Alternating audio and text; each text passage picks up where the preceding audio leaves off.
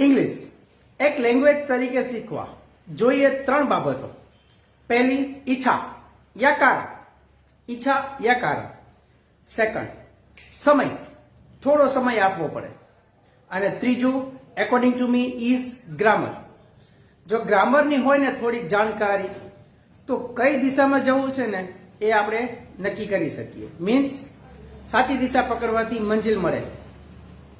મારી સિસ્ટમની વાત કરું, ગ્રામરને સેટ કરવા માટે હું ગુજરાતી ઉપયોગ કરું છું.